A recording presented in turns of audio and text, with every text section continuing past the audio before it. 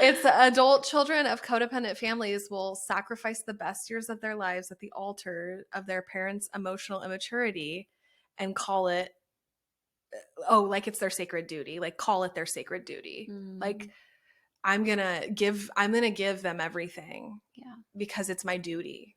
But Yeah. also like, and also like, setting yourself on fire to keep others warm is one I use a lot Yeah. because it's like at the end of the day, like they might need warmth, but do I need to set myself on fire for that? Yeah. Like, no, probably that actually seems pretty harmful, Yeah. Mm-hmm. And that's some of my metaphors for this are quite dramatic, but we're here for it. So thank you. It is dramatic.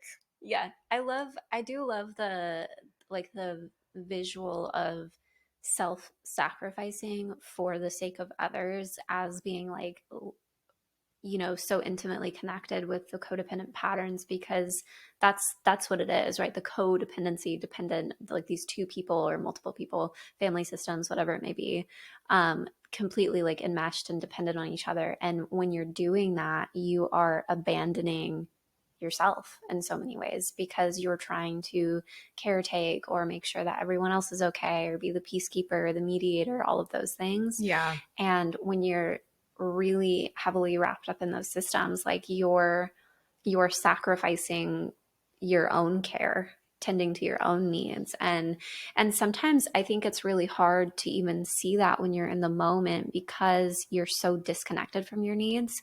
Like if someone were to say to you like 10 years ago, like, what are your needs?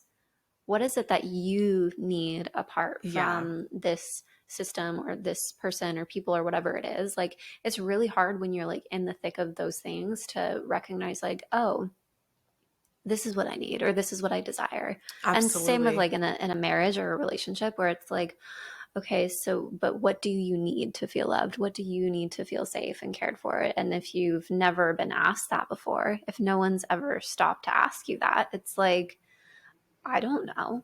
Absolutely. Like, how am I supposed to know that, right? Yeah. So it's a tough place to be if you've been in that pattern for so long, and then all of a sudden you're like, oh, I should probably do something about this. Yeah, and there are definitely signs, right? Like you don't know until you know, but like a good indicator is flipping your lid all the time, being so dysregulated that there's fights, like, and I'm not talking about like disagreements, I'm talking about screaming matches. The tendency for like self-harm, for disassociation through substance use.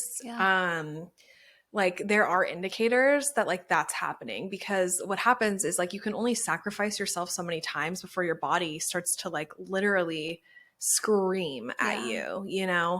And something I see a lot in adult children of codependent families is this perception of obligation and this perception of responsibility and feeling stuck. So a few years ago, I was working through some of this, and I work through it at different times, because it comes up in waves. It's not, like we've said, we're never fully arrived. But I was working with someone and I was struggling so deeply with the concept of leaving my family's household. Like going on my own. I was 27 and I was like, I cannot not live with them. Like I have to be here. I have to like fight the good fight, be on like the front lines of like their work stress, their relationship stress, their inability to communicate, things like that. And I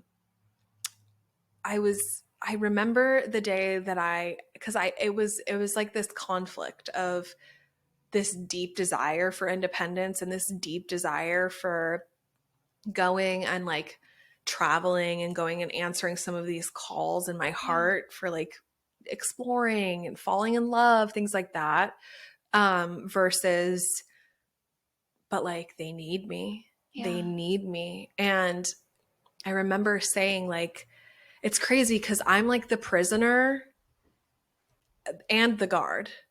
Like I have the key to let me out, and the cell is like unlocked, but I can't walk out of it.